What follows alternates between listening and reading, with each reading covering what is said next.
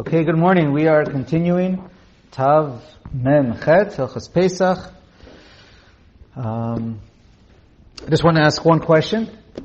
Let's see, going back, reviewing. Let's say you have a little bit of ta'arovet, a little mixture of you have kosher food, you have meat, and a little bit of chametz falls inside. If this happened Erev Pesach, so what's the din? What happens if it happens Erev Pesach, before Pesach starts? So if it's, right, so it's lach b'yavish. Right? So then, if it happened before Pesach, if it's batel b'shishim, if that's the case, if it would be batel b'shishim, so then according to the Shulchan Aruch, it's fine, you can eat it on Pesach. According to the Ramah, not only is it aser to eat, you're also chayav leva'arel. You have to get rid of it from your house. Midarabanan. But you still have to get rid of it. A little different than what we discussed yesterday. I don't want to get too involved. Unless you remove the chametz. Remove it and even pour it through like cheesecloth. Yeah. If you can completely remove the chametz, let's say you had a kernel before Pesach, like you found the kernel there and you took it out, and it's only a ta'am, similar to that we discussed. Let's say you cooked with a pot of Eino ben Yomo before Pesach. So then, since there's no mamashut in there, and it's only ta'am that was completely batel, if that's the case, it was, let's say, Eino ben Yomo, batel b'shishim, whatever, so then you wouldn't say choser v'ner, even according to Ashkenazim, and you can own it. Okay. Even a breadcrumb that's dissolved. No, then that's mamashut. If you had a breadcrumb that dissolved, then it's mamashut, and then that's choser v'near, and you can't even have it in your property. Again, yeah. Even though a chikah lose some of its substance in that. We assume it comes out. Okay, good question. Gimel. Tav Mem Chet Gimel. Okay. Chametz shel Yisrael she'avar alav Pesach. So now you have chametz that belonged to the Jew, and he had it during Pesach. So what happens? Right? Asur bana. This is pure chametz. We learned about ta'arovet, which usually it's okay if it's batel b'shishim. Asur bahana. It's not only asur b'achila, but even to get any kind of benefit. Afilu hinicho shogeg or anus. Even if it was only a case of shogeg or a case of anus. Shogeg, like you didn't know about it, you forgot about it, or anus. It was against your will. The case of anus is you knew about it, but you weren't able to get rid of it, such as you couldn't physically go and do it, and you're mavatel it, so you don't own it, but still, but even though you're mavatel it, you're still an anus, and therefore, it's still aser. Wait, someone said was batel is still asabana? Someone that did bittul is still asabana? Yes, it's midaraisa no, but midarabanan, since you kept it in your house, we're going to see this again in the Shulchan Aruch, in a couple of seifim, but since you kept it in your house on purpose, it's aser behana. However, in the case of onus, I'm not going to get into all the details, but if you read the Mishnah Berurah and the Bir Halacha or other Achronim, there is a discussion. The Shulchan Aruch does say in the case of anus, but there are cases where it's extreme anus, and then they're mekel b'diavad, or sometimes even if it's not hefsed meruba, sometimes if it is hefsed meruba, but that's if it's depends on what level of anus. So you're saying all those cases where a person's on his way to do his bar mitzvah and he's mevatel b'libo after Pesach, it's also no, it's chametz shavar over Pesach.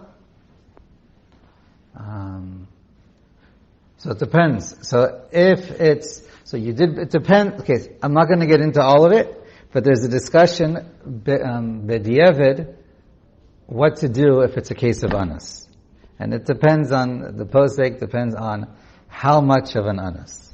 So I think we'll leave that. Yeah. So I did not see those words, but I think it's pretty clear if you read it. Except he himself is mekel b'shat adchak, at least in some cases, especially if you're on a boat or you're not able to physically get there, and you did do bedika. He discusses different scenarios. But it seems, if you read the scenarios, it seems extremely clear, in my opinion, that even if you're a mavata. And we're going to read a couple of seifim from now. I think we'll see it even more clear in the Shulchan Aruch. Cases that where it says you can be mavata b'libo, afterwards it's still also. Yes, but it's a machlokas achronim how to deal with certain cases of anus. V'im echaro netano le'en Yehudi shemichutz habayit kodem Pesach. But if you sold it or gave it to a non-Jew before Pesach, and you gave it to him outside your house, you have to get rid of it outside your house. When you do mechiras chametz before Pesach, you're supposed to take it out of your house and give it to him. Now, that's only a din lechatchila. It's not leikuva, and generally speaking, in our situations, it's not possible. But that is the lechatchila way to do it. Several reasons are given. One is just practically because you have to have one of the best way to do a kinyan to a non-Jew, or about to get to there, is doing mashicha. Mashicha has to be done on his property, not your property. So that's one reason. Another reason is because if it's whether chumrah of Pesach, it's still mixik. It looks like it's yours. You're keeping it in your property. You might come to eat it. Okay, so different reasons for it. Lechatchila, that's the din. Okay. Now, the poskim also point out that if you rent him the space where it is, so many say that's good enough. That's as if it left your house. Okay? Let's keep reading. You're allowed to sell to a goy or give it to him as a gift, even though he's your friend, and you know he's not going to eat it, and you know he's going to give it back to you after Pesach. You're still allowed to just give it to him. Allah yishmerenu lo ad lachar Pesach, just so he watches it for you until Pesach is over. V'yachzor v'yitnenu lo mutar, and he's going to give it to you later, and he does give it to you later. It's mutar. Ubilvad, however, all this is on the assumption she'yitnenu lo matana gemura b'li shum tanai. But when you give it to him, it has to be with complete leiv shalem, your whole heart, and complete das that you're giving it to him, and there's no strings attached. He could change his mind, and he can eat it if he wants to. Or shimkrenu lo mechira gemura bidvar mu'at, or you just sell it to him for a small amount of money. That's also okay, even though there's a risk he's going to keep it and eat it. Aval matana al manat lahachzer lo mahana, but you can't give it to him with a matana and there's a condition that he's going to also give it back to you, like you specify with him. By the way, when Pesach is over, all right, this is so that you can give me it back to me as a complete gift. A matana al manat lahachzir doesn't work. So why not? Normally we say a matana al manat lahachzir does work. So it depends. It could be mishum chumra the chametz. That's one possibility. Happens to be in b'di'evid. It's a question if the tanai works. It's a whole machloket achronim. Also, another reason why it could be a problem is because you're putting yourself in a suffix. And we're dealing with an isur deraita. You have to get the chametz out of your house and not own it. And if it's a matana al manat lahachzir, there's always a chance he won't return it to you. And then lemafreya, you never gave it to him. So you can't put yourself in a situation where it might not work. Okay. Also, the Vilna Gaon points out in the Bir Halacha that anytime you do this is a machloket achronim. But the Vilna Gaon holds that anytime you give a matana almanat, but it's only for a certain specified time. You're going to give a gift for an hour, 8 days. That's not called a matana lahalacha. I don't know if the same, but a little bit concept of an Indian giver. The matana has to be a matana. It can't be where you're going to take it back. The problem about dalit meaning. Okay. Okay. Dalamin, good question. So all right, you let me know if there's an answer for that one. All right, good question.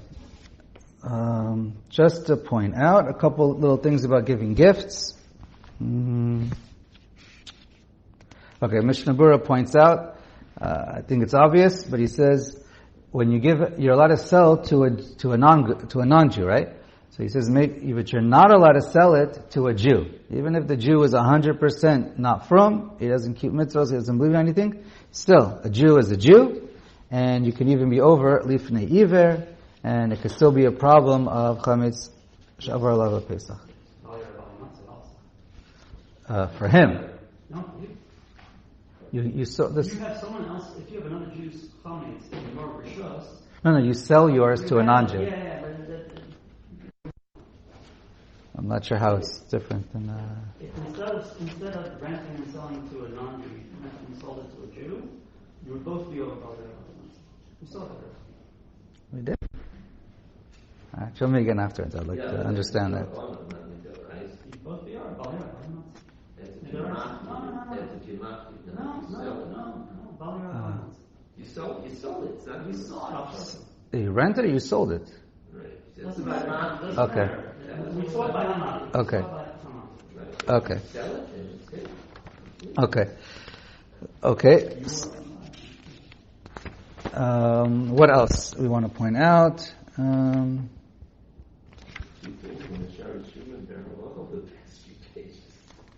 Yeah. Okay, he points out, this was an interesting thing about a key. Mishnah Berurah points out, you have to give the key to the non-Jew. Now, he says at the end of the day it's not ma'akev, as long as he has access to it. But it would be better if you give him the key, because it has to be a real cell where he can go ahead and eat it.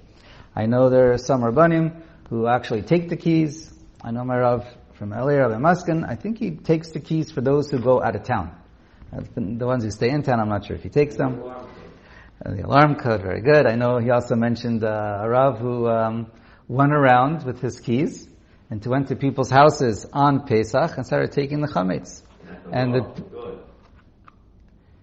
He went with the Goy, right. And the Goy took his Chametz from his Balabatim. And the Balabatim couldn't believe what was going on over here. And he did that to teach them that Mechira is a Mechira, this is real. I think it was Rabbi Riskin. Yes, Rabbi Riskin, very good. He's famous for that. I once gave a box of chocolates thinking that someone was going to give it back to me. And of course they ate it and never gave it back to me. But that's what it is. It has to be where you have complete das, and he's allowed to do whatever he wants with it. It was just my mistake. I should have sold it to him and not give it to him. But anyways. Let's see.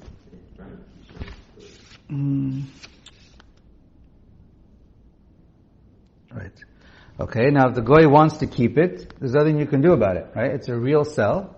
Now, what we normally do, I believe, at least what I've heard, I guess obviously every Rav can do what he wants, but you often make him buy it for a lot of money.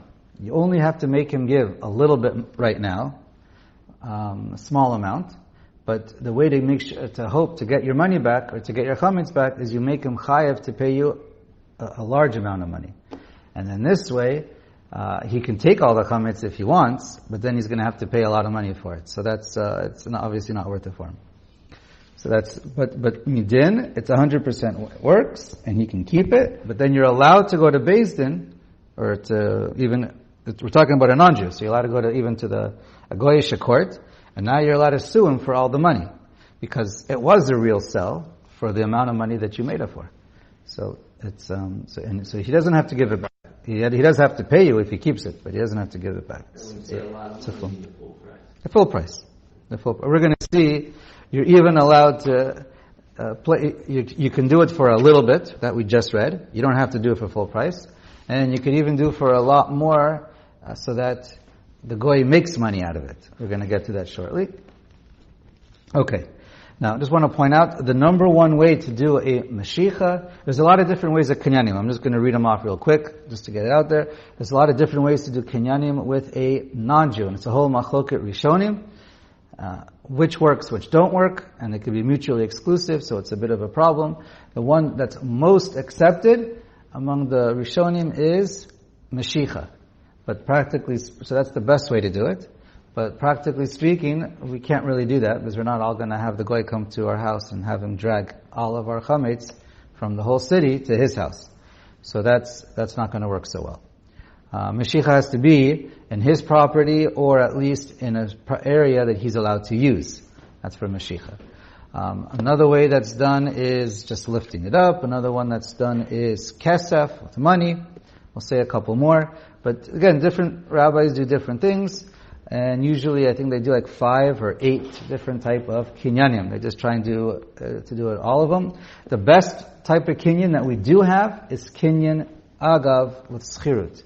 You rent out the land, which also helps to get it out of your property. You rent him the land where the chametz is, and for a proper kinyan, you'd have to actually make a shtar. But since you're just, for ownership, but since you're just renting it for a goy, all you have to use is just money. So anyway, so that's why we do kinyan agav with schirut for the place, and then that works. 2 main problems of doing a kinyan, a proper kinyan of selling the room, is if you're in Israel, it's a problem of lot techanem, and if it's in Chutz La'aretz, it could be a little hairy if at the end of the day the guy says, you know what, I'll pay you, and I'm keeping that room. So it can run into legal problems. So therefore, it just, usually I don't think anyone does a proper, an ownership kinyan just for schirut. Something important to point out, let me just finish. Let me just finish the list of a couple different types. There's kinyan chatzer, which is kind of like agav. There's kinyan chalipin, which is using or also called kinyan sudar, but you have to use the garment of the non-Jew, because the non-Jew is the one who's buying it. So you take it. The rabbi is the shaliach, or you yourself, you take it, and you're using his sudar. Some use a woman. Okay. Okay. Let's see, anything else? Mishnah Berurah just points out also any other kind of a kinyan based on the minhag hamakom. That's really that the minhag hamakom codifies. It could be mazel bracha with diamonds. It could be you shaking hands. It could be giving a pruta, giving over keys, whatever is considered a proper kinyan. Now, often those are not proper kinyanim. It's just done, and legally it's only the contract that works. But anyways, it really depends on the minhag hamakom and the situation. Okay. We learned earlier, or the Mishnah Berurah pointed out earlier, so we just said you're allowed to sell it and give it to a non-Jew. What if you want to be mafker it and put it outside on the street in Rosh Hashanah? So the Mishnah Berurah says, if you're going to get rid of it for yourself forever and you're not taking it back, you can be mafker it and put it in the street. But if you have in mind that if it's still around after Pesach, you're going to take it back, since you didn't give it to anybody else, it's in a state of hefker, and it didn't go to anybody, he says that's not a complete hefker, and since you're having in mind to take it back, it doesn't work. Where is that? I saw it. I forgot. I'll find it for you. It's earlier. Tav Mem Bet, probably. No, it's not in the Siman at all. No, is it in Vaisir? Tav Mem Bet? I'll find it later for you, sorry.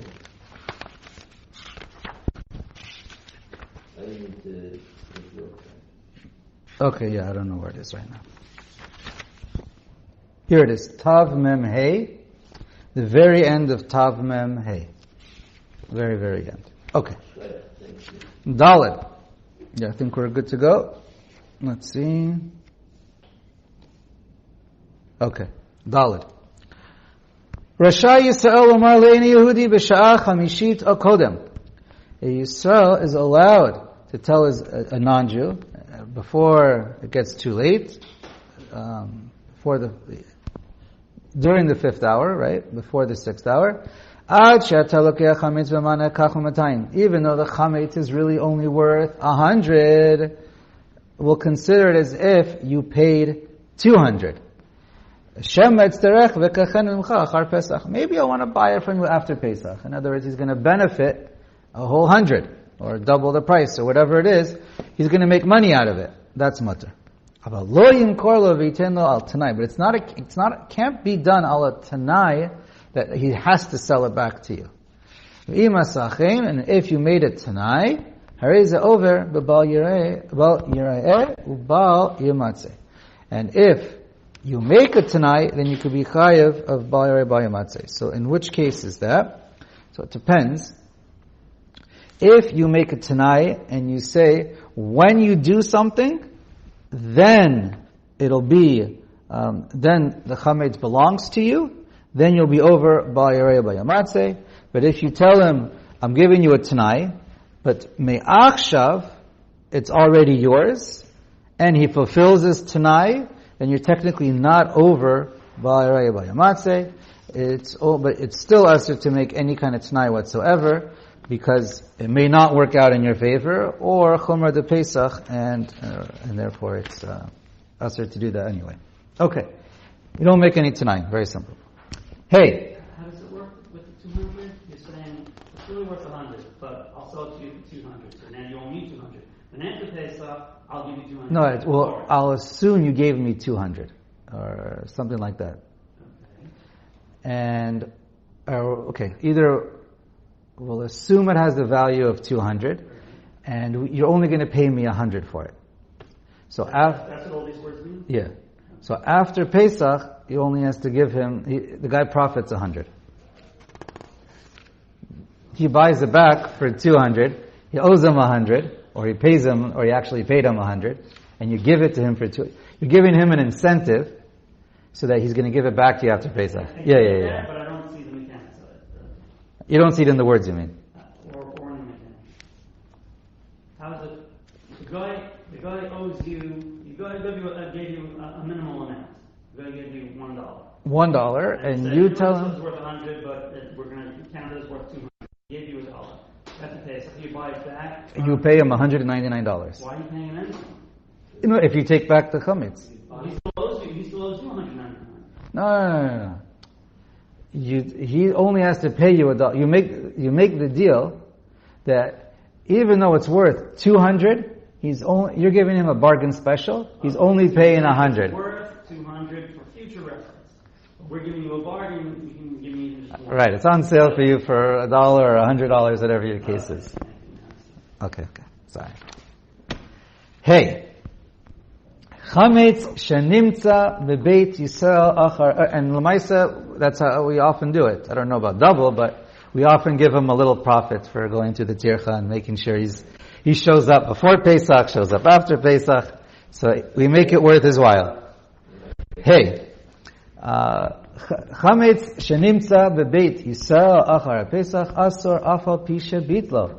You have chametz in your house on Pesach, even though you're a mevatel it, and midaraisa you didn't do anything wrong, it's still aser after Pesach. Even behana. Okay. So we pretty much tackled this one. So let's go on to Vav. Asur lahachil chametzo bepesach afilu lebehemat acherim o shel hefker. You're not allowed to feed chametz on Pesach, even if it's not your chametz, even if it's not your animal, even if it's hefker, belongs to a non-Jew, you're not allowed to feed it to them. Because feeding it to them, you still get some hana. You enjoy feeding him. And, basically because you enjoy feeding him. And even if you find chametz on the street, you can't feed an animal on the street with that food, with that chametz, because you're getting some kind of enjoyment. And what's it called? And then even if you go visit a neighbor who, let's say, is a non-Jewish neighbor, he has a dog and he has chametz food for his dog. You can't take his chametz food and feed your neighbor's dog, because you're getting some kind of enjoyment. Now, it's a machloket if this is a din deraisa, if it's just mishum chumra de chametz, that's a machloket achronim, brought down in the Sha'ar Tzion, but that's the din. Okay, Zayin, Let's finish.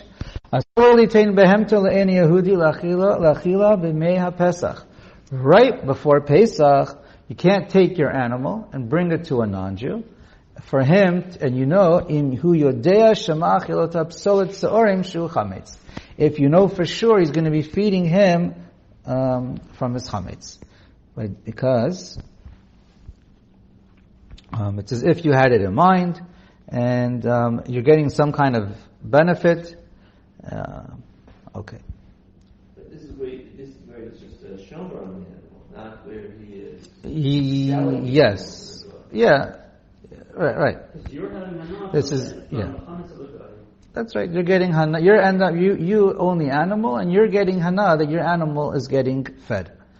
Now, b'diavad, if it's done, the animal is kosher. You can shech the animal. It doesn't affect the animal itself. And Mishnah Berurah points out that if you give it to him weeks or months beforehand, and you don't discuss what's being fed, then it's too far removed. Again, this is, and you're not really directly benefiting. You don't have to worry about it. And also, if you have no choice, so you have to. The only way to, let's say, whatever, you need to give your animal to someone else, and you know he's going to feed chametz, and there's nothing you can do about it. So one of his eitzas is sell the animal, and if you sell the animal, it's not your animal anymore, and you're not really getting benefit. All right, let's stop. You said if you go